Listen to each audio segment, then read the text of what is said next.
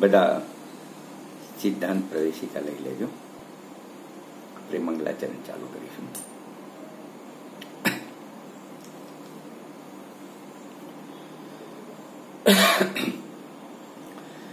નત્વા જિનેન્દ્રમ ગત સર્વદોષમ સર્વજ્ઞ દેવમ હિતદર્શકમ ચ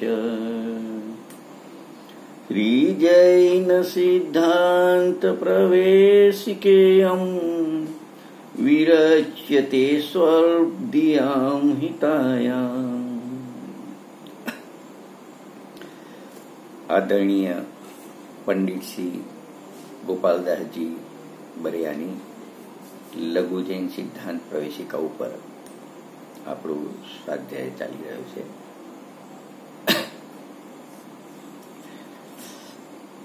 એમાં જે બીજો અધિકાર છે કર્મનું સ્વરૂપ, એની આપણે ચર્ચા કરી રહ્યા છીએ.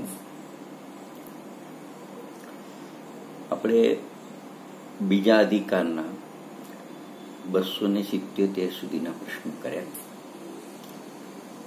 પછી 278 થી 288 સુધીના જે 11 પ્રશ્નો છે એની ચર્ચા આપણે પછી કરીશું. અત્યારે આપણે 289 નંબરનો પ્રશ્ન છે ત્યાંથી શરૂ કરી છેલ્લો આપણો પ્રશ્ન છે 338 નંબરનો પ્રશ્ન છે, જે આ બીજા અધિકારનો છેલ્લો પ્રશ્ન છે. એમ કુલ 50 પ્રશ્નો છે, એની આપણે ચર્ચા કરીશું ક્રમથી. અને સમજો કે આ 50 પ્રશ્નોમાં આશ્રવની વાત કરેલી છે. કે 289 નંબરનો પ્રશ્ન છે ને, આશ્રવ કોને કહે છે, એ 289 નંબરનો પ્રશ્ન છે. તો પછી 290 નંબરનો પ્રશ્ન છે, આશ્રવના કેટલા ભેદ છે. તો બસ આ જ પ્રમાણે અહીંયા જે 290 નંબરમાં આશ્રમના ભેદ બતાવ્યા ને, એમાં બંધની અપેક્ષાએ મતલબ 4 ભેદ આશ્રમના બતાવ્યા છે. બરાબર છે. એના પછી આગળ થોડા જઈશું ને, ચર્ચા કરતા કરતા એમાં કારણની ચર્ચા આવશે, એના બીજા 7 પ્રશ્નો આવશે. એમ કરતા કરતા આપણે આગળ જઈશું. એટલે જે કર્મની 148 પ્રકૃતિ છે ટોટલ, મૂળ પ્રકૃતિ 8 છે, ઉત્તર પ્રકૃતિ 148 છે. તો એની અંદર જે 28 પ્રકૃતિ છે એ તો બંધ અયોગ્ય પ્રકૃતિ છે, અને 120 પ્રકૃતિ બંધ યોગ્ય પ્રકૃતિ છે. તો એમાં જે આશ્રવની ચર્ચા કરી છે એના પછીના પ્રશ્નોમાં એ રીતે કરી છે કે કયા આશ્રવથી કઈ પ્રકૃતિઓનો બંધ થાય છે. મતલબ એને પ્રશ્ન એ રીતે મૂક્યો છે કે પ્રકૃતિ બંધની અપેક્ષાએ આશ્રવના ભેદ. બરાબર છે. તો ત્યાં પછી કીધું કે એવા ભેદ 5 છે: મિથ્યાત્વ, અવિરતિ, પ્રમાદ, કષાય અને યોગ. તો પછી મિથ્યાત્વની ચર્ચા આગળ ચાલશે કે મિથ્યાત્વના કેટલા ભેદ છે. તો એકાંત, વિપરીત, વિનય, સંશય, અજ્ઞાન છે. પછી અવિરતિના કેટલા ભેદ છે. તો અનંતાનુબંધી, અપ્રત્યાખાન ને પ્રત્યાખાન એવા ભેદ કર્યા. પછી પ્રમાદના 15 ભેદ કર્યા. પછી કષાયના ભેદ કર્યા, અને પછી યોગ બતાવ્યો. તો આ પ્રમાણે કર્મ પ્રકૃતિ બંધની અપેક્ષાએ આશ્રમના કેટલા ભેદ છે, તો આ 5 ભેદ બતાવ્યા. અને પછી એ 5 ભેદો દ્વારા ટોટલ 120 કર્મ પ્રકૃતિનો બંધ થાય છે, એની પણ ચર્ચા કરી. કે દરેકની મિથ્યાત્વની ચર્ચા કરી, એ પૂરી થઈ. પછી લખ્યું કે આ મિથ્યાત્વ કર્મ પ્રકૃતિથી મિથ્યાત્વના આશ્રવથી કેટલી પ્રકૃતિનો બંધ થાય છે. તો ત્યાં કીધું આ મિથ્યાત્વના આશ્રવથી 16 પ્રકૃતિનો બંધ થાય છે.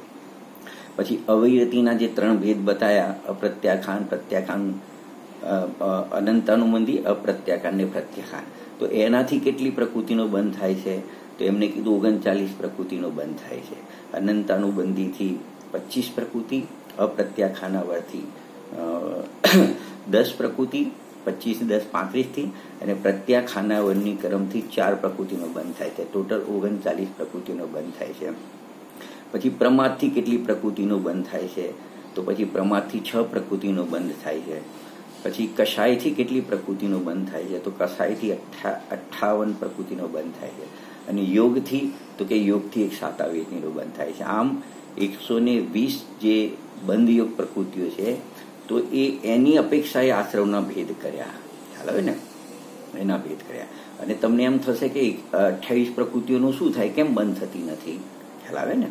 તો 28 પ્રકૃતિ બંધ અયોગ્ય છે એનું કારણ કે જે સ્પર્શ રસ ગંધ વર્ણની 20 પ્રકૃતિઓ છે ને, ઉદ્ગલ પંચ વરણ રસ ગંધ દો ફરસ વસુ જાકે, છાડામાં કીધું ને, બરાબર. એટલે 5 વર્ણ 5 રસ 10 થઈ, અને સ્પર્શની 8 થઈ તો 18 થઈ, અને ગંધની 2 થઈ તો 20 પ્રકૃતિ થઈ ને. એમાંથી એક સ્પર્શની, એક રસની, એક ગંધની ને એક વર્ણની 4 પ્રકૃતિનો બંધ થાય છે. એટલે 16 પ્રકૃતિઓ તો આ બંધ યોગ થઈ ગઈ. 5 પ્રકૃતિ શરીરની ને 5 પ્રકૃતિ સંઘાતની બંધ યોગ છે. એટલે 16 ને 10 26 થઈ ગઈ, બરાબર. અને દર્શન મોહિની જે 3 પ્રકૃતિઓ છે ને, મિથ્યાત્વ, સમ્યક મિથ્યાત્વ અને સમ્યક પ્રકૃતિ, એમાંથી જે દર્શન મોહિની ક્રમનો જે મિથ્યાત્વ પ્રકૃતિનો જ બંધ થાય છે, બાકી 2 પ્રકૃતિનો બંધ થતો નથી. તો 26 ને 2 28 પ્રકૃતિઓ છે એ બંધ અયોગ્ય પ્રકૃતિઓ છે. એ તો એ ચર્ચા કરી. પછી ત્રીજો પોઈન્ટ એમને એ મૂક્યો છે કે દ્રવ્ય આશ્રવના કેટલા ભેદ છે. તો 2 પ્રકારનો આશ્રવ છે ને, જે પૂતગલોમાં કારમાન વર્ણાનો બંધ થાય, જ્ઞાનાવરણાદિ 8 કર્મ રૂપે, એ દ્રવ્ય એ જે એક પૂતગલમાં જે થાય ને આશ્રવ, આવું કર્મોનું આવું આ પરમાણુઓનું, બરાબર છે. તો એ છે દ્રવ્ય આશ્રવ. અને જીવમાં જે મોહ રાગ દેશ પરિણામ થાય ને, એ ભાવ આશ્રવ છે. તો ત્યાં પછી એમને દ્રવ્ય આશ્રવના કેટલા ભેદ છે એમ વાત કરીને પ્રશ્ન મૂક્યો. તો ત્યાં બતાવ્યું દ્રવ્ય આશ્રવના 2 ભેદ છે, એક સાંપ્રાયિક આશ્રવ અને એક ઈયાપથ આશ્રવ. પછી એનો પ્રશ્ન મૂક્યો પાછું કે સાંપ્રાયિક આશ્રવ કોને હોય ને ઈયાપથ આશ્રવ કોને હોય. એ પણ એમને ખુલાસો કર્યો કે જે કસાય સહિત જીવ છે એને સાંપ્રાયિક આશ્રવ છે, અને જે કસાય રહિત જીવ છે એને ઈયાપથ આશ્રવ છે. અને છેલ્લે અંતમાં એમને પુણ્ય આશ્રવ અને પાપ આશ્રવના બંધના કારણ છે ને એ બતાવે કે શુભ યોગથી પુણ્ય આશ્રવનો બંધ થાય અને અશુભ યોગથી પાપ આશ્રવનો બંધ થાય. એના રિલેટેડ 2 પ્રશ્નો છે. એમ કરીને આ રીતે આખો અધિકાર પૂરો થાય છે 338 નંબરના પ્રશ્નમાં. તો આપણે પણ 50 પ્રશ્નો ક્રમથી આ રીતે એની ચર્ચા કરતા જઈશું જેમ જેમ આવે એમ, બરાબર છે. તો આપણે અહીંયા પહેલા 289 નંબરનો પ્રશ્ન છે એની આપણે ચર્ચા કરી રહ્યા છીએ. તમે જરા બુક્સમાં જુઓ, 289 નંબરનો પ્રશ્ન છે ને, કે આશ્રવ કોને કહે છે, બરાબર છે. તો ઉત્તર, બંધના કારણને આશ્રવ કહે છે. જો બંધનું કારણ, અહીંયા કારણ શબ્દ આવ્યો ને, એ બહુ અગત્યનો છે. કારણ કે 289 ને 290 નંબરના પ્રશ્ન પછી 91 થી 97 નંબર, મતલબ 7 પ્રશ્નો કારણ સંબંધી આવવાના છે. એટલે તમે આ બંધના કારણને આશ્રવ કહે છે, તો આ કારણ શબ્દ છે ને એના રિલેટેડ આગળ ચર્ચા આવશે, બરાબર છે. તો બંધના કારણને આશ્રવ કહે છે કીધું એટલે તરત જ પ્રશ્ન બીજો પૂછ્યો એમને કે આશ્રવના કેટલા ભેદ છે, ખ્યાલ આવે ને. તો આશ્રમનો મેં કીધું ને ભેદ બધા અલગ અલગ રીતે એનું વર્ણન આવે છે, પણ અહીંયા જે આ પ્રશ્ન છે એનો જવાબ એમને બંધના કારણની અપેક્ષાએ આશ્રવના કેટલા ભેદ છે એ ચર્ચા અહીંયા ચાલશે. બંધનું કારણ ખ્યાલ આવે ને, તમે સમજો. તો બંધ એ કાર્ય છે, બંધ એ શું છે, કાર્ય છે. તો એ બંધ કાર્ય છે અને એનું કારણ છે ને, એના કારણો બતાવશે, બંધના કારણો. તો એ પ્રમાણે આનો જવાબ આપેલો છે. તો આપણે પહેલો એને જવાબ વાંચી લઈએ છીએ, પછી આપણે કાર્યની અને કારણની ચર્ચા કરીશું થોડી, ખ્યાલ આવે ને. તો જો આશ્રવના કેટલા ભેદ છે, તો ઉત્તર 4 ભેદ છે. દ્રવ્ય બંધનું નિમિત્ત કારણ 1, બીજું દ્રવ્ય બંધનું ઉપાદાન કારણ 2 થયા, ત્રીજું ભાવ બંધનું નિમિત્ત કારણ 3 થયા, અને ચોથું ભાવ બંધનું ઉપાદાન કારણ. આમ 4 કારણો બતાવ્યા, બંધના કારણો. એ 4 આશ્રવ થઈ જશે. જે બંધનું કારણ હશે એ શું થઈ જશે, આશ્રવ થઈ જશે. તો આશ્રવના કેટલા ભેદ છે, તો પછી એમને 4 ભેદ બતાવ્યા. તમે સમજો કે આ કઈ રીતે 4 ભેદ થયા. કે તમારે બંધ લેવાનું, બંધરૂપી કાર્ય લેવાનું છે. એ કયા દ્રવ્યમાં થાય, ખ્યાલ આવે ને. તો જો અત્યારે આપણે જીવ અને પૂતગલ દ્રવ્યની ચર્ચા કરીએ છીએ, બરાબર છે. તો એક પૂતગલ દ્રવ્યમાં પણ કાર્ય થાય બંધરૂપી, અને જીવ દ્રવ્યમાં પણ બંધરૂપી કાર્ય થાય છે, બરાબર છે. તો જીવ દ્રવ્યમાં જે બંધ થશે ને એને આપણે ભાવબંધ કહીશું. શું કહીશું? ભાવબંધ. અને પૂતગલ દ્રવ્યમાં જે બંધ થશે ને એને આપણે કહીશું દ્રવ્યબંધ કહીશું, બરાબર છે. હવે સમજો કે પૂતગલ દ્રવ્યમાં બંધ છે એ દ્રવ્યબંધ છે, અને જીવ દ્રવ્યમાં જે બંધ છે ભાવબંધ છે. હવે હંમેશા આ બંધ તો કાર્ય છે, પણ એક કાર્યની પાછળ બે કારણ નિયમથી હોય છે. એ તમને બધાને ખ્યાલ હશે કે એક તો નિમિત્ત કારણ હોય અને એક કયું હોય? ઉપાદાન કારણ. તો જે પૂતગલ દ્રવ્યમાં બંધ થયો એ દ્રવ્ય બંધ છે, તો એમાં પણ બે કારણો આવશે, નિમિત્ત કારણ ને ઉપાદાન કારણ. તો આપણે એમ બોલીશું કે દ્રવ્ય બંધનું નિમિત્ત કારણ અને દ્રવ્ય બંધનું ઉપાદાન કારણ. તો બે આ થઈ ગયા. અને આ બાજુ જીવની વાત કરીશું, તો જીવમાં પણ બંધરૂપી કાર્ય થશે અને ભાવબંધ કહીશું. તો હવે આપણે ખાલી ભાવબંધ બોલીશું. તો ભાવબંધનું નિમિત્ત કારણ અને ભાવબંધનું ઉપાદાન કારણ. તો હવે આપણને યાદ રહી જવું જોઈએ કે આપણે બંધના કારણો કેટલા છે. તો આપણે એમ બોલીશું દ્રવ્ય બંધનું નિમિત્ત કારણ, દ્રવ્ય બંધનું ઉપાદાન કારણ. આ બાજુ બોલીશું ભાવબંધનું નિમિત્ત કારણ અને ભાવબંધનું ઉપાદાન કારણ. સમજ્યા ને? તો આ રીતે આપણે એક શબ્દો નવો મળ્યો, નિમિત્ત કારણ ને ઉપાદાન કારણ. તો આપણને એમ પ્રશ્ન થાય આ શું વસ્તુ છે? નિમિત્ત શું હશે? ઉપાદાન શું હશે? તો ખરેખર ચાર કારણોમાંથી ખરેખર કયું કારણ હશે? એટલે એક પૂતગલમાં બે કારણ થયા અને જીવમાં બે કારણ થયા. પૂતગલમાં પણ નિમિત્ત કારણ ને ઉપાદાન કારણ છે બંધમાં, અને જીવના પણ બંધરૂપી કાર્યમાં નિમિત્ત કારણ ને ઉપાદાન કારણ છે. તો આપણને એમ થાય કે ખરેખર કયું કારણ સાચું કારણ હશે, કે શાનાથી થતું હશે બંધ? ખ્યાલ આવે ને? એ આપણે સમજવાનું છે. આગળ એની ચર્ચા ખૂબ સરસ રીતે આવવાવાળી છે. તો તમે સમજો, આ તો જીવ અને પૂતગલ દ્રવ્યની વાત થઈ, બરાબર છે. પણ આપણે કાર્યની ચર્ચા કરીએ ને, કાર્ય, તો તમે સમજો કે જગતનો પ્રત્યેક પદાર્થ પરિણમનશીલ છે.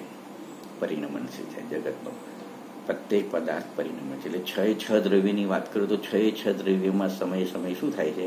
પરિણમન થાય છે. તો એને આપણે એમ કહીશું કે જગતનો પ્રત્યેક પદાર્થ પરિણમનશીલ છે. અને જે આ પરિણમન થયું ને એને આપણે પર્યાય પણ કહી શકીએ અને એને કાર્ય પણ કહી શકીએ. ખ્યાલ આવે ને? આ પરિણમનને શું કહેવાશે? પર્યાય કહીશું અથવા શું કહીશું? કાર્ય કહીશું, બરાબર છે. એક વાત. હવે એ કાર્યના આપણે બીજા નામ આપવા હોય તો, અથવા પર્યાયના બીજા નામ આપવા હોય તો આપણે બીજા નામ આપીશું કે કર્મ એટલે પણ કાર્ય થાય. આવું કર્મ આને કર્યું એટલે આવું કાર્ય આને કર્યું. પછી એની આવી અવસ્થા છે, આવી દશા છે, એની આવી હાલત થઈ ગઈ, આપણે કહીએ છીએ ને. તો કર્મ, અવસ્થા, હાલત, દશા, પરિણમન, પરિણામ, આ બધા નામોથી કાર્યને જગતમાં ઓળખવામાં આવે છે, બરાબર છે. તો આ થઈ કાર્યની ચર્ચા, કે કાર્ય કોને કહેવું, બરાબર. કે પદાર્થમાં જે પરિણમન થાય ને, એની કોઈ હાલત, દશા, સમય થાય તો એનું કર્મ થાય, એને આપણે શું કહીશું? કાર્ય. હવે જો અગત્યનો પોઈન્ટ એ છે કે કાર્ય હંમેશા કારણપૂર્વક જ થાય છે. કાર્ય હંમેશા કારણપૂર્વક થાય છે, કે કારણ વગર કાર્ય હોતું નથી. આ બાજુથી બોલીએ તો કારણ વગર ક્યારેય કાર્ય હોતું નથી. અથવા એમ બોલીશું કાર્ય કારણપૂર્વક જ થાય છે. અને જો આપણે એને જોડો આચાર્યનો આધાર લેવો હોય ને, તો આપણો સમયસાર ગ્રંથ છે, એની ટીકા અમૃતચંદ્ર આચાર્ય આત્મખ્યાતિ ટીકા લખી. તો એની અંદર જીવ અજીવ અધિકાર છે. જીવ અજીવ અધિકારની 68 નંબરની છેલ્લી ગાથા છે જીવ અધિકારની, એની ટીકા અમૃતચંદ્ર આચાર્ય. અને જીવ અજીવ અધિકાર પછી કર્તા કર્મ અધિકાર શરૂ થાય છે, એની 130 ને 131 નંબરની ટીકા છે. એ બંને ટીકામાં આ શબ્દ તમને જોવા મળશે. એ શબ્દ છે કારણાનું વિધાયાની કાર્યની. કારણાનું વિધાયાની કાર્યની, એનો મતલબ કાર્ય કારણને અનુસરીને જ થાય છે. આપણને એક સપોર્ટ મળી ગયો. તો કાર્ય હંમેશા કારણ વગર થતું નથી. ખ્યાલ આવે ને? એને અનુસરીને થાય છે. આવો આપણને એક મહાન સિદ્ધાંત આપી દીધો, અને આપણે આનો અહીંયા સપોર્ટ પણ આપણને મળી ગયો. એટલે જો બંધનું કારણ પૂતગલમાં થયું ને, તો ત્યાં પણ કારણ આવ્યા, ત્યાં દ્રવ્યબંધનું કારણ નિમિત્ત કારણ, દ્રવ્યબંધનું ઉપાદાન કારણ. બરાબર. એ રીતે જીવમાં ભાવબંધ થાય તો ભાવબંધનું નિમિત્ત કારણ, ભાવબંધનું ઉપાદાન કારણ. એટલે તે કારણ કારણ કારણ કારણ 4 વાર શબ્દ આવ્યો ને, મતલબ બંધરૂપી કાર્ય થયું તો કારણ પાછળ શબ્દ આવ્યો. એટલે આમાં એક વસ્તુ સમજવાની જરૂર છે કે કોઈ પણ કાર્યને સમજવું હોય ને, કોઈ પણ પદાર્થને સમજવું હોય તો એના કાર્યથી આપણે સમજીશું. દ્રવ્ય ગુણ પર્યાય 3 છે ને, તો સમજો કે કાર્ય આપણને દેખાય છે કોઈ પણ પદાર્થમાં કાર્ય, તો એમાં કારણ સંબંધી જો આપણને જ્ઞાન ક્લિયર ના હોય ને તો આપણે એ પદાર્થની ઓળખાણ બરાબર કરી શકતા નથી. ખ્યાલ આવે ને કે એ કાર્યને ઓળખવું છે તો કારણને ઓળખવું પડશે. કારણની બરાબર ઓળખાણ થશે તો કાર્યની પણ ઓળખાણ થશે. તો કાર્યની ઓળખાણ થશે તો એ કાર્ય જે દ્રવ્યમાં થયું, જે પદાર્થમાં થયું, એની પણ આપણે બરાબર ઓળખાણ થશે. તમને ખ્યાલ આવે ને? તો તમે સમજો કે કારણમાં વિપરીતતા રહી ગઈ ને, કાર્યના કારણમાં વિપરીતતા હોય, આપણે ઓળખી ના શકે એનું કારણ સાચું. બરાબર છે. તો આપણને એ આપણું અજ્ઞાન રહેશે. મતલબ એટલે સમજો કે મોક્ષમાં પ્રકાશકની વાત કરીએ તો આચાર્ય પંડિત ટોડરમલજીએ ચર્ચા કરી છે કે જે જ્ઞાન છે ને, જ્ઞાન તો એ મિથ્યા જ્ઞાન હોય ને તો એમાં નિમિત્ત કારણ છે ને, મૂળ નિમિત્ત કારણ પણ એ તો દર્શન મોહની કર્મનો ઉદય છે. પણ જ્ઞાનનું ઉપાદાન શું? ત્યાં જ્ઞાનનો પોતાનો દોષ હોય કે ના હોય? તો કે હા, જ્ઞાનમાં દોષ છે. જ્ઞાનમાં 3 દોષ છે. એક સ્વરૂપ વિપરીતતા, એક ભેદાભેદ વિપરીતતા અને એક કારણ વિપરીતતા. ખ્યાલ આવે ને? તો જો જે પદાર્થની ઓળખાણ કરવી છે ને, એ પદાર્થનું સ્વરૂપ આપણે બરાબર ના ઓળખતા હોઈએ ને તો એ પદાર્થ સંબંધી સ્વરૂપ વિપરીતતા બની રહેશે. તો એ જ્ઞાનમાં દોષ ઉત્પન્ન કરાવે છે. આપણને સાચું જ્ઞાન થઈ શકતું નથી પદાર્થનું. એ જ રીતે જે ભેદાભેદ વિપરીતતા છે ને, તો જે પદાર્થની આપણે ઓળખાણ કરતા હોઈએ એ પદાર્થ કોનાથી ભિન્ન છે અને કોનાથી અભિન્ન છે. ખ્યાલ આવે ને? એ પણ ઓળખાણ ના થાય તો આપણને ભેદાભેદ વિપરીતતા બની રહે છે. અને હવે ત્રીજું કારણ છે એમાં કે એ જે પદાર્થ છે ને એનું કારણને બરાબર ન ઓળખે ને, એના કારણને, તો એ સંબંધમાં કારણ વિપરીતતા બની રહેશે. અને જ્યાં સુધી આ 3 કે 3માંથી કોઈ પણ વિપરીતતા જે સમયે થાય ને તો એ જ્ઞાન આપણું નિર્મળ થઈ શકતું નથી. ખ્યાલ આવે ને? એ જ્ઞાનમાં દોષ બની રહેશે. એટલે જ્ઞાન જાણે છે દોષ છે તો પછી બધા દોષ એમાં ઊભા થાય છે. ખ્યાલ આવે ને? એટલે આપણે આ કારણને બરાબર સમજવું આપણે જરૂરી છે. ખ્યાલ આવે ને? તો જો હવે આપણે 291 નંબરનો પ્રશ્ન છે. બરાબર છે? 2 પ્રશ્ન થયા, 289, 290. 291 નંબરનો પ્રશ્ન છે. એટલા માટે એમને મૂક્યો સીધું કારણની ઓળખાણ કરાઈ. પહેલા બંધરૂપી કાર્યની વાત થઈ, બરાબર, આશ્રમ માટે થઈને. હવે કારણની ઓળખાણ કરાય. હવે જે બાકીના 7 પ્રશ્નો છે ને એ કારણ સંબંધી છે. તમે સમજ્યા? 291 થી 297 તમે સમજ્યા ને? તો જો સીધો એમને પછી કારણ કારણ કારણ શબ્દ આવ્યો ને, બરાબર છે, કે પહેલો પ્રશ્ન તો આશ્રવ કોને કહે છે એમાં પણ કારણ સમજો, બંધના કારણને આશ્રવ કહે. પછી બંધના કેટલા ભેદ છે તો બંધના ભેદ 4 બતાવે. ચારેયમાં પણ નિમિત્ત કારણ, ઉપાદાન કારણ, નિમિત્ત કારણ, ઉપાદાન કારણ. તો આ જે કારણ શબ્દ આવ્યો ને તો હવે એમને સીધો પ્રશ્ન મૂકી દીધો 291 નંબરનો કે કારણ કોને કહે છે. જો સમજજો એક વાતને આપણે ખૂબ વ્યવસ્થિત રીતે આપણે સમજીશું. ખ્યાલ આવે ને? તો જો શું કહે છે ઉત્તર: કાર્યની ઉત્પાદક સામગ્રીને કારણ કહે છે. બરાબર છે? કાર્યની ઉત્પાદક સામગ્રીને શું કહે છે? કારણ કહે છે. તો એમ થાય કે કોઈ કાર્ય થાય એમાં ઉત્પાદક સામગ્રી હોય તો હોય જ ને. તમે કોઈ પણ લૌકિકમાં પણ કાર્ય જુઓ તમે તો એની અંદર બધી સામગ્રી તો હોય છે ને. સમજો રોટલી બને, રોટલી રૂપી કાર્ય થયું તો એમાં લોટ પણ તમને જોઈશે. પછી રોટલી બનાવવાળી કોઈ વ્યક્તિ બી હશે, બાઈ હશે. ખ્યાલ આવે? પછી આદણી હશે, વેલણ હશે, ગેસ હશે, વગેરે જે બી સામગ્રી હોય, પાણી હોય, એ બધી વસ્તુની જરૂર પડે છે કે નથી પડતી? એ બધી રોટલી રૂપી કાર્ય ઉત્પાદન કરવું એટલે કાર્ય કરવું. તો એ રોટલીનું ઉત્પાદન એટલે જે રોટલી રૂપી કાર્ય થાય એની આ બધી ઉત્પાદક સામગ્રી છે. આ બધી એની શું છે? સામગ્રી છે. તો આ તો ઘણા બધા પદાર્થો થઈ ગયા. બરાબર છે? ઘણા બધા પદાર્થો થઈ ગયા. તો એ બધા પદાર્થોને જીનાગમમાં બે વિભાગમાં વેચી લીધા છે. એક નિમિત્ત કારણ અને એક ઉપાદાન કારણ. એટલે ઉત્પાદક સામગ્રીને કારણ કહે છે. કાર્યની ઉત્પાદક સામગ્રીને શું કહે છે? કારણ કહે છે. તો એ સામગ્રી બધી ઘણી હોય કે એક કાર્ય થાય તો કારણો, આ બધા ઉત્પાદક સામગ્રી ઘણી હોય, એના કારણો ઘણા હોય, બરાબર છે. તો એમાં મુખ્ય બે કારણો છે, એક નિમિત્ત કારણ અને એક ઉપાદાન કારણ. એટલે હવે નિમિત્ત કારણને આપણે કાર્યની ઉત્પાદક સામગ્રી કહીશું અને ઉપાદાન કારણને પણ કાર્યની ઉત્પાદક સામગ્રી કહીશું. અને જો એને થોડું રિલેટેડ પ્રશ્ન જોવો હોય ને તો 294 નંબરનો પ્રશ્ન છે. એક મિનિટ, 295 નંબરનો પ્રશ્ન તમે જુઓ. 295 નંબરનો પ્રશ્ન, એ સહકારી સામગ્રીના કેટલા ભેદ છે? એટલે કાર્યમાં જે સહકારી સામગ્રી લીધી ને, આગળ આવશે એના મતલબ એ સામગ્રી થઈ ને કાર્ય માટેની જે સામગ્રી છે એના કેટલા ભેદ છે? તો એનો ઉત્તર છે બે ભેદ છે. બે ભેદ છે, એક નિમિત્ત કારણ અને એક ઉપાદાન કારણ. તો આપણે અહીંયા સુધી આપણે આયા ને નિમિત્ત કારણ અને ઉપાદાન કારણ. તો એક ઉત્પાદક સામગ્રી આપણી પાસે બે આવી ગઈ, બરાબર છે. હવે બે પ્રકારની સામગ્રી થઈ આપણી સામે, એક નિમિત્ત કારણ ને ઉપાદાન કારણ. એટલે આપણને એમ પ્રશ્ન થશે કે કાર્ય થાય તો બેમાંથી કયા કારણથી થતું હશે?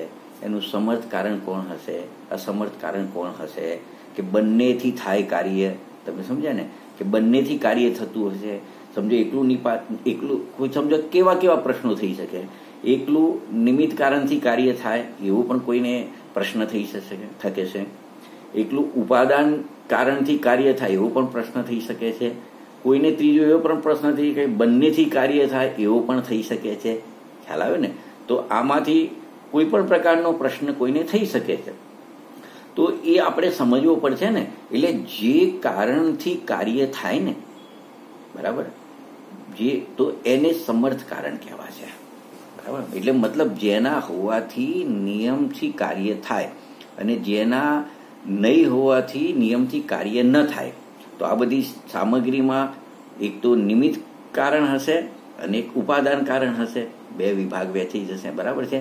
તો એમાંથી સમજો કે આ બંનેમાંથી બી લઈ શકાય કે જેના હોવાથી નિયમથી કાર્યની ઉત્પત્તિ થાય એ સમર્થ કારણ છે. એ પદાર્થ ના હોય તો ના થાય. ખ્યાલ આવે ને? અને જેના અને અસમર્થ કારણ કોને કહેવાશે? ખ્યાલ આવે ને? કે અસમર્થ કારણને આપણે એ રીતે કહીશું કે જેના હોવાથી કાર્યનો નિયમ નથી પણ કાર્યની ઉત્પત્તિ વખતે એની હાજરી અવશ્ય હોય છે, તો એ કાર્યનું નિયામક નહીં કહેવાય, નિમિત્ત કારણ. અને ઉપાદાન કારણ હશે ને, ઉપાદાન કારણ, બરાબર છે. તો ઉપાદાન કારણ છે એના હોવાથી નિયમથી કાર્ય થાય, એ ના હોય તો કાર્ય ના થાય. બે વાત. અને ત્રીજું કે એ નિયમથી એ કાર્યનું નિયામક પણ છે. તમે સમજ્યા ને? તો હવે આવા બે કારણના આવા પણ બે ભેદ થઈ ગયા. એને સમજો કે એક સમર્થ કારણ થઈ ગયું અને એક અસમર્થ કારણ થઈ ગયું. એટલા માટે જો હવે કારણ કોને કહે છે? તો કાર્યની ઉત્પાદક સામગ્રીને કારણ કહે છે. 251 નંબરનો પ્રશ્ન આવ્યો, બરાબર. તો એ બે પ્રકારની લીધી, એક નિમિત્ત કારણ રૂપ સામગ્રી લીધી અને એક ઉપાદાન કારણ રૂપ લીધી. હવે જો બીજી રીતે કારણના કેટલા ભેદ છે? તો બે ભેદ લીધા, એક સમર્થ કારણ અને બીજું અસમર્થ કારણ. તો સમર્થ કારણ હવે આ સામગ્રીમાંથી જ હશે અને અસમર્થ કારણ પણ અહીંયા શોધવાનું છે. ખ્યાલ આવે ને? તો તમે સમજો કે સમર્થ કારણને સામાન્ય રીતે આપણે સમજીશું ને એટલે એવો ખ્યાલ આવશે કે જેના હોવાથી કાર્યની ઉત્પત્તિ નિયમથી થાય અને એના ન હોવાથી કાર્યની ઉત્પત્તિ ન થાય એને સમર્થ કારણ કહેવાય છે. અને એને કાર્યનું નિયામક કારણ પણ કહેવામાં આવે છે. અને અસમર્થ કારણ કોને કહેવામાં આવે છે? કે પહેલા તો કાર્યનું નિયામક નથી, એક વાત. અને એ જે અસમર્થ કારણ હોય એના હોવાથી કાર્યની ઉત્પત્તિ નિયમથી થાય એવું નથી, એને કાર્યનું એવો નિયમ નથી. એની હાજરી, જ્યારે કાર્ય થાય ત્યારે માત્ર એની શું હોય છે? હાજરી હોય છે. બસ આટલું આપણે નક્કી કરવાનું છે.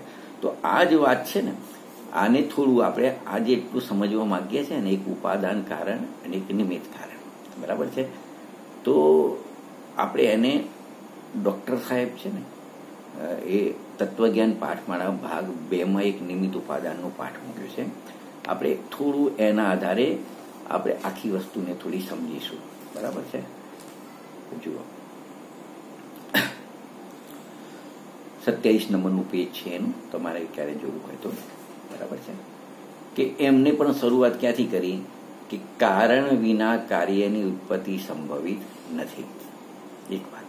પછી એમને કીધું કે કારણ કોને કહે છે તમે જાણો છો, બરાબર. પછી એમને જવાબ આપ્યો કે કાર્યની ઉત્પાદક સામગ્રીને શું કહે છે, કારણ કહે છે, બરાબર છે. તો પછી એમને કીધું તો એ જે કારણો છે બે પ્રકારના છે, એક ઉપાદાન કારણ અને બીજું કયું છે, નિમિત્ત કારણ, બરાબર. તો હવે ઉપાદાન કારણની ઓળખાણ અહીંયા કરાવે છે. આપણા પ્રશ્નમાં પણ છે 296 ને 297 નંબરનો પ્રશ્ન છે, એમાં નિમિત્ત કારણ કોને કહે છે, ઉપાદાન કારણ કોને છે, એમાં થોડું વિસ્તારથી છે. એટલે આપણે એ જ્યારે આ થોડું એક બે તૈયાર કરીને ત્યાં જઈશું ત્યારે એને વિસ્તારથી સમજીશું, બરાબર. તો અહીંયા જુઓ કે કેટલી વાત થઈ, કારણ વિના કાર્યની ઉત્પત્તિ સંભવિત નથી, એક વાત. પછી કારણ કોને કહે છે, તો કાર્યની ઉત્પાદક સામગ્રીને કારણ કહે છે. એ કારણ કેટલા પ્રકારના છે, બે પ્રકારના છે, એક ઉપાદાન કારણ ને એક નિમિત્ત કારણ. આટલો પાઠ તો આપણને તૈયાર થઈ ગયો. હવે શું કહે છે કે ઉપાદાન કારણ કોને કહે અને નિમિત્ત કારણ કોને કહે, ખ્યાલ ને. તો જો જે સ્વયં કાર્ય રૂપે પરિણમે એ ઉપાદાન કારણ. બસ કોઈ પણ કાર્ય થતું હોય ને, કાર્ય, તો જે પદાર્થ કાર્ય રૂપે પરિણમી ગયો હોય તમારે આંખો બંધ કરીને નક્કી કરી દેવાનું ઉપાદાન કારણ છે. અને નિમિત્ત કારણની ઓળખાણ આવે, તમે સમજો. નિમિત્ત કારણને કઈ રીતે ઓળખીશું, બરાબર છે, કાર્યમાં. તો કે છે જે પદાર્થ વિવક્ષિત કાર્ય રૂપે તો ન પરિણમે. આપણે જે કાર્યની ચર્ચા કરતા હોય ને, સમજો કે આપણે ઘડારૂપી કાર્યની ચર્ચા કરીએ છીએ, બરાબર છે. તો એની ઉત્પાદક સામગ્રી બે પ્રકારની હશે ને, બરાબર છે. અથવા એની ઉત્પાદક સામગ્રી આપણે લઈ લઈએ કે માટી હશે, કુંભાર હશે, ચક હશે, દંડ હશે, બરાબર છે. ચકને ગુમાવવા માટેનો દંડ, બરાબર. આ ઉત્પાદક સામગ્રી છે. તો કાર્ય છે ઘડો બનવાનું કાર્ય છે, એક વાત. એની અંદરથી આપણે ઉપાદાન કારણને શોધવાનું છે અને નિમિત્ત કારણને શોધવાનું છે, આ ચાર પદાર્થોમાંથી, બરાબર છે. તો પરિભાષા આપી કે જે સ્વયં કાર્ય રૂપે પરિણમે તેને શું કહે છે, ઉપાદાન કારણ કહે છે. તો સમજો કે આપણી પાસે માટી હતી, કુંભાર હતો, દંડ હતો ને ચક હતો, બરાબર છે.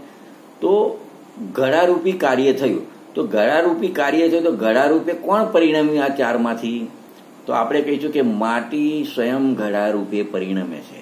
એટલે નક્કી થઈ ગયું માટી એ ઘડારૂપી કાર્યનું શું છે, ઉપાદાન કારણ છે. તો હજુ ત્રણ બાકી રહ્યા. હવે એ ત્રણ ઉપાદાન છે કે નિમિત્ત છે એ પણ નક્કી કરવું પડશે ને, બરાબર છે. કયા કયા ત્રણ રહ્યા, કુંભાર, દંડ અને ચક, બરાબર છે, ચક્ર એનું, બરાબર.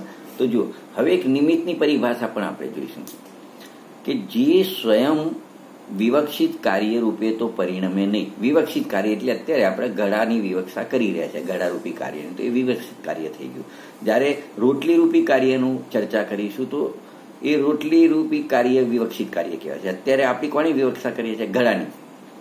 તો જે સ્વયં વિવક્ષિત કાર્ય રૂપે તો પરિણમે નહીં, પરંતુ કાર્યની ઉત્પત્તિમાં અનુકૂળ હોવાનો જેના ઉપર આરોપ આવી શકે તેને નિમિત્ત કારણ કહે છે. આટલી વાત થઈ ગઈ. તો હવે એક પદાર્થ તો સીધો ઉપાદાનમાં સેટ થઈ ગયો હતો, પેલા ત્રણ સેટ નતા થતા, એટલે એટલું તો નક્કી થઈ ગયું કે ઉપાદાન કારણ નથી. તો સીધી વાત આવી એ નિમિત્ત કારણ છે. હવે આપણે નિમિત્તની પરિભાષામાં પણ સેટ કરીએ કે જે પદાર્થ સ્વયં કાર્ય રૂપે પરિણમે નહીં. તો કુંભાર સ્વયં ઘડારૂપે પરિણમ્યો નથી, ચક સ્વયં ઘડારૂપે પરિણમ્યો નથી, દંડ સ્વયં ઘડારૂપે પરિણમ્યો નથી. તો શું થયું, જો કાર્ય થયું તો શું થયું, તો કે એમના ઉપર અનુકૂળ હોવાનો શું આવ્યો, આરોપ આવ્યો. માટે એ ત્રણ પદાર્થોને શું કહીશું આપણે, નિમિત્ત કારણ કહીશું. ખ્યાલ આવ્યો ને.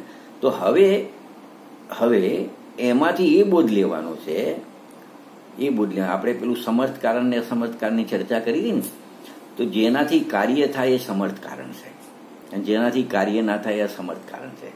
તો અહીંયા એવું કહેવું છે, મતલબ કે ઉપાદાન કારણ એ સમર્થ કારણ છે, નિમિત્ત કારણ એ સમર્થ કારણ નથી. તો પછી શંકાકારને શંકા થઈ કે તમે ઉપાદાન કારણને જો સમર્થ કારણ કહો છો, બરાબર છે, તો પછી ઉપાદાન તો જે છે ને માટી, એ શું છે? ઉપાદાન છે. બરાબર છે. તો પેલા ઉપાદાન કોને કહેવાય? તમે સમજો ને કે જે પદાર્થમાં કાર્ય થાય ને એ દ્રવ્ય અથવા ગુણ છે, બરાબર છે, એ એનું ઉપાદાન છે. એ એનું ઉપાદાન છે. બરાબર. અને બાકીનું અન્ય દ્રવ્ય છે એ એનું શું છે? નિમિત્ત છે. બરાબર છે. તો જો તમે એમ કહેતા હોય કે ઉપાદાનથી કાર્ય થાય તો માટી તો પડી છે, બરાબર, તો પછી ઘડા બનવા જોઈએ, તો ઘડા તો બનતા નથી.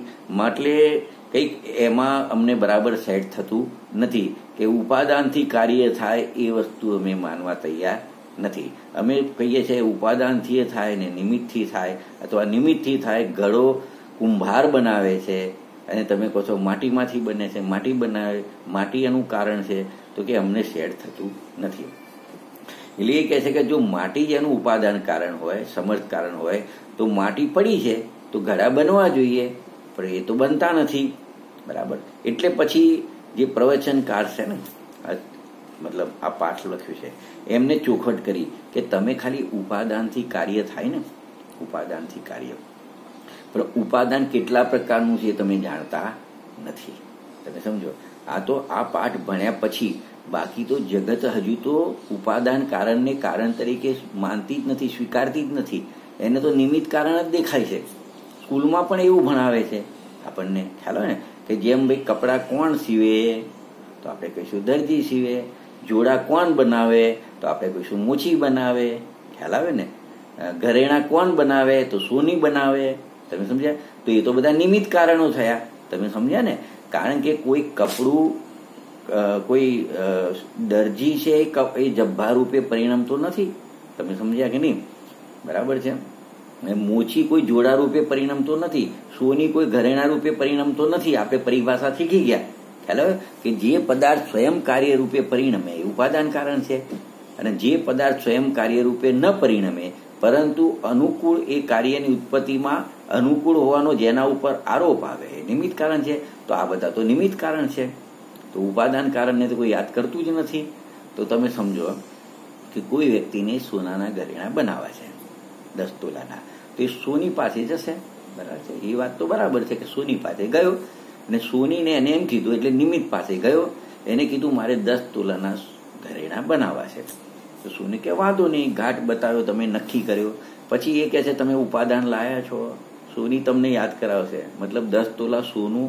ખ્યાલ આવે? મતલબ જો સોની પડ્યું, સોની છે, પણ એક કોને યાદ કરશે કે સોના વગર નહીં બને, ઉપાદાનને યાદ કર્યું. ખ્યાલ આવે ને. તો અહીંયા તો કે છે, હવે અહીંયા તો એનાથી આગળ પ્રશ્ન છે કે જો ઉપાદાનથી કાર્ય થાય છે, તમારું એમ કહેવું છે કે સોનાની લગડીમાંથી જો ઘરેણા બને છે, તો લગડી તો આપણે લાવી દીધી, આપણા ઘરે પડી છે, તો દાગીના તો બનતા નથી. તો એને સમજાયું કે એ સોનું એ ઉપાદાન કારણ છે. એ વાત તો 100% છે.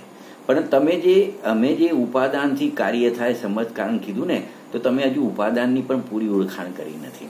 કેમ કે ઉપાદાન પણ કેટલા પ્રકારનું છે? 2 પ્રકારનું છે. પહેલા કારણો 2 પ્રકાર લીધા, એક નિમિત્ત કારણ અને એક ઉપાદાન કારણ. એમાં ઉપાદાન કારણને કીધું કે એનાથી કાર્ય થાય છે. બરાબર છે. તો પછી ઉપાદાન કારણનાથી કાર્ય થાય છે, તો શંકા થઈ કે ઉપાદાન તો દ્રવ્ય ગુણ તો મોજૂદ છે. બરાબર છે. તો કાર્ય તો થતું નથી. તો પછી આગળ એનો વિષય ચાલ્યો કે ઉપાદાન પણ કેટલા પ્રકારનું છે? 2 પ્રકારનું છે. બરાબર છે. તો એક ત્રિકાળી ઉપાદાન અને ક્ષણિક ઉપાદાન, 2 વસ્તુ થઈ ને. હવે એક ત્રિકાળી ઉપાદાન અને ક્ષણિક ઉપાદાન. બરાબર, તમે લખતા રહેજો આ બધું. બરાબર છે. હવે જો તો ત્રિકાળી ઉપાદાન કોને કહે એ પ્રશ્ન આવ્યો ને. ત્રિકાળી ઉપાદાન કોને કહે? બરાબર છે. તો જો દરેક વસ્તુ હોય ને એમાં દ્રવ્ય, ગુણ ને પર્યાય. બરાબર છે. તો દ્રવ્ય ને ગુણ તો કેવા હોય? ત્રિકાળ હોય. અને પર્યાય ક્ષણવર્તી હોય, એક સમયની હોય. ક્ષણવર્તી એટલે બરાબર છે. તો હવે જો ઉપાદાન કેટલા છે? 2 છે. તો એક ત્રિકાળી ઉપાદાન અને એક ક્ષણિક ઉપાદાન. તો હવે તમને ખ્યાલ આવી ગયો છે કે દ્રવ્ય, જે દ્રવ્ય વા ગુણ છે ને એ સ્વયં કાર્ય રૂપે પરિણમે, એ દ્રવ્ય અને ગુણને એ કાર્યનું ત્રિકાળી ઉપાદાન કહેવામાં આવે. સમજે ને? તમે સમજો કે સમ્યક દર્શન થાય. બરાબર છે. સમ્યક દર્શન થયું, તો સમ્યક દર્શન 6 દ્રવ્યમાંથી કયા દ્રવ્યમાં થયું? તો જીવ દ્રવ્યને. કે આ દ્રવ્યને સમ્યક દર્શન થયું, આ દ્રવ્ય મિથ્યા દર્શનમાંથી સમ્યક દર્શન રૂપે પરિણમન થયું. આ એ જીવ દ્રવ્યમાં થયું. એક વાત બરાબર. અચ્છા, જીવ દ્રવ્યમાં ગુણ કેટલા છે? અનંત ગુણ છે. તો કયો ગુણ સમ્યક દર્શન રૂપે પરિણમ્યો? તો આપણે કહીશું શ્રદ્ધા ગુણમાં પરિણમન થઈ સમ્યક દર્શનનું. તો પછી એ સમ્યક દર્શન જે થયું ને, તો એનું દ્રવ્ય જે પદાર્થ થયું સમ્યક દર્શન રૂપે પરિણમ્યું, તો એનું દ્રવ્ય અને ગુણ એમાં આ સમ્યક દર્શનનું પરિણમન થયું એમ આપણે કહીશું. બરાબર છે. તો એ દ્રવ્ય અને ગુણને ત્રિકાળી ઉપાદાન કહીશું. તો ત્રિકાળી ઉપાદાનની ચર્ચા થઈ ને આટલી. બરાબર. હવે બીજું કયું ઉપાદાન છે? ક્ષણિક ઉપાદાન. તો ક્ષણિક ઉપાદાન છે ને, હવે એ સમજવા માટે તમારે પાછા એના પણ બે ભેદ કરવા પડશે. બે ભેદ થતા હે ને. જો પહેલા કેટલા કર્યા કે ઉત્પાદક સામગ્રી કારણો બે પ્રકારના, એક નિમિત્ત કારણ ને એક ઉપાદાન કારણ. બરાબર છે. પછી ઉપાદાન કારણના બે ભેદ લીધા. કયા કયા? ત્રિકાળી ઉપાદાન ને ક્ષણિક ઉપાદાન. બરાબર છે. આપણે પહોંચવું છે કે ખરેખર કાર્યનો નિયામક કોણ છે. ખ્યાલ આવે ને? સમર્થ કારણ શોધવાનું છે. એ ધ્યાનમાં રાખજો કે જેના હોવાથી નિયમથી કાર્ય થાય અને એના નહીં હોવાથી કાર્ય ક્યારેય ના થાય. તો જો નિમિત્તને તો હમણાં બાજુમાં રાખ્યું. બરાબર છે. કુંભાર છે પણ ઘડા બનતા નથી, બાઈ છે પણ રોટલી બનતી નથી, સોની છે પણ ઘરેણા બનતા નથી. બરાબર છે. તો પછી ત્રિકાળી ઉપાદાન આવ્યું. બરાબર. તો ત્રિકાળી ઉપાદાન પણ છે, એને ઉપાદાન તો નામ આપ્યું કારણ કે એ જ પદાર્થમાં કાર્ય થાય છે માટે. બરાબર. પણ છતાં પણ કાર્ય થતું નથી. જો એનાથી જ થતું હોય તો કાર્ય થવું જોઈએ. બરાબર છે. તો એટલા માટે બે ઉપાદાન ઉભા કર્યા, ત્રિકાળી અને ક્ષણિક. તો હવે ક્ષણિક ઉપાદાનમાં આવ્યા. બરાબર છે. આપણે આટલે સુધી આવ્યા. બરાબર. તો જો ક્ષણિક ઉપાદાનના બે પ્રકાર છે. હવે સમજો, ક્ષણિક ઉપાદાન થોડું તમારે એકાગ્રતા રાખીને સમજવું પડશે. ખ્યાલ આવે ને? તો શું કહે છે? જો દ્રવ્ય અને ગુણ, આપણે દ્રવ્ય અને ગુણ, બરાબર, વસ્તુમાં એનું દ્રવ્ય એનું ગુણ, એમાં અનાદિ અનંત પર્યાયનો પ્રવાહક્રમ ચાલુ હોય છે. તમે જો કે વસ્તુ નિરંતર પરિણમનશીલ છે, એ સ્વયં પરિણમે છે. બરાબર છે. તો એ પરિણમન છે ને, એને પર્યાય કીધું. અને એ પર્યાયોનો પ્રવાહક્રમ ચાલે છે કે અનાદિથી એ દ્રવ્યમાં અથવા ગુણમાં પરિણમન ચાલુ ને ચાલુ છે. બરાબર છે. તો એ પ્રવાહક્રમ છે. સમજો, એકદમ સ્થૂલ અપેક્ષા એ સમજીએ ને, કે સમજો કે આપણા શાસનના એક મહાવીર ભગવાન છે, અત્યારે સિદ્ધ પર્યાય છે. હવે અનંતકાળ સુધી સિદ્ધ દશા એમનો પ્રવાહક્રમ ચાલુ રહે છે. ભૂતકાળમાં જઈએ તો એ સિદ્ધ બન્યા એ પહેલા કઈ દશા હતી? અરિહંત દશા. અરિહંત પહેલા કઈ હતી? સાધુ દશા. સાધુ દશા પહેલા વર્ધમાન, બાળ વર્ધમાન રાજકુમાર હતા. બરાબર છે. એના પહેલા સમજો સિંહની પર્યાય, એકદમ સ્થૂળ પર્યાયની વાત. એના પહેલા સમજો કે એમની જે મારીચી પહેલાની સંસાર દશા છે. બરાબર છે. એના પહેલા આપણે જઈએ તો મારીચી. એના પહેલા પુરુરવા ભીલ. તમે સમજ્યા? તો એક પ્રવાહક્રમ આપણે જોવું છે કે બસ આ પછી એમ. જેમ આપણી આ વર્તમાન જીવનમાં જોઈએ તો પહેલા બાળપણ, પછી યુવાની, પછી વૃદ્ધાવસ્થા. એક તમે સમજ્યા ને? તો એ પ્રમાણે કે દ્રવ્ય અને ગુણ, તમે સમજ્યા ને? તો એ ગુણનું સમય પરિણમન થાય છે. દરેક ગુણોનું, અનંત ગુણો છે, અનંત ગુણો કે હર સમય પરિણમન થાય છે. એ પ્રવાહક્રમ ચાલુ છે. બરાબર છે. તો જો, તો અનાદિ અનંત પ્રવાહક્રમમાં તમે સમજો કે જે અનાદિનો પ્રવાહક્રમ ચાલે છે એમાં અનંતર પૂર્વ ક્ષણવર્તી પર્યાય એક ક્ષણિક ઉપાદાન કારણ છે. એક શબ્દ યાદ રાખજો ખાલી, પછી એની ચોખવટ આપણે આ સિવાય બી બીજા એક રેફરન્સથી કરીશું કે અનંતર પૂર્વ ક્ષણવર્તી પર્યાય કોને કહેવાય. એને અત્યારે એટલું યાદ રાખો એ નામને કે એને ક્ષણિક ઉપાદાન કીધું. એક વાત, ક્ષણિક ઉપાદાન કોને કીધું? સમજો, કારણ કે ક્ષણિક ઉપાદાનમાં એના પણ બે ભેદ લેવાના છે. બરાબર. તો એક તો અનંતર પૂર્વ ક્ષણવર્તી પર્યાયને એક તો શું કીધું? ક્ષણિક ઉપાદાન કીધું. અને અનંતર ઉત્તર ક્ષણવર્તી પર્યાયમાં કાર્ય આવશે. શું આવશે? કાર્ય.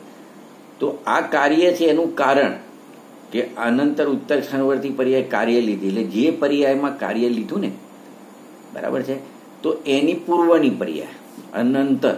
એક તો પૂર્વ એટલે પહેલાની જે પર્યાયમાં કાર્ય લીધું, આ પ્રવાહક્રમ છે. તો આપણે ચોક્કસ કોઈ એક પર્યાયમાં કાર્ય લીધું. બરાબર છે. તો એની પૂર્વ એટલે એની પહેલાની, અને અનંતર એટલે એની આગળ તો ઘણી છે, પણ આપણે એક એક સમયમાં એક એક પર્યાય છે, પણ આપણે જે પર્યાય લઈએ એની અને આ કાર્ય થયું બે વચ્ચે કોઈ હાથરો ના આવવો જોઈએ, એક સમય ના આવવો જોઈએ, એટલે એની એકદમ અંતર કહેવાય છે, અંતર પડ્યા વગરની. તમે સમજ્યા ને? કે સમજો 3 પર્યાય આગળની લઈએ તો વચ્ચે બે પર્યાયનો આતરો આવ્યો ને, તો એવું નહીં. અનંતર પૂર્વ ક્ષણવર્તી પર્યાય એ ઉપાદાન કારણ છે, અને એના ઉત્તર આ જે ઉપાદાન કારણ બન્યું ને એની ઉત્તર એટલે પછીની પર્યાયમાં કાર્ય છે. પછીની પર્યાયમાં શું છે? કાર્ય છે. અત્યારે તમે આટલું સમજો, પછી આપણે ઉદાહરણના માધ્યમથી પણ એને સમજીશું. ખ્યાલ આવે ને કે આને એક ક્રમ બતાવીને આપણે સમજીશું, પણ અત્યારે આટલું તમે સમજો.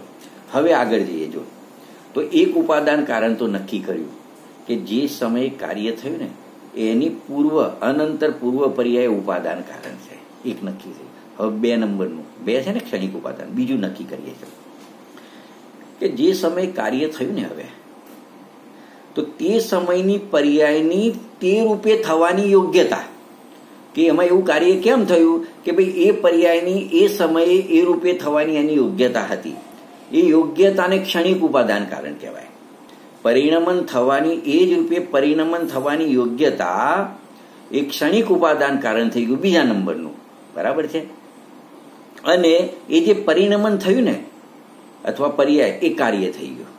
તમે સમજ્યા? તો એ કાર્યના માધ્યમથી એની પૂર્વ સમજ્યા, અને એ પરિણમન થવાની યોગ્યતા છે ને કાર્યમાં, એ એની બીજા નંબરનું ક્ષણિક ઉપાદાન થઈ ગયું. તમે સમજ્યા ને? તો આ 2 પ્રકારની જે ક્ષણિક ઉપાદાન આપણે જોયા. બરાબર છે?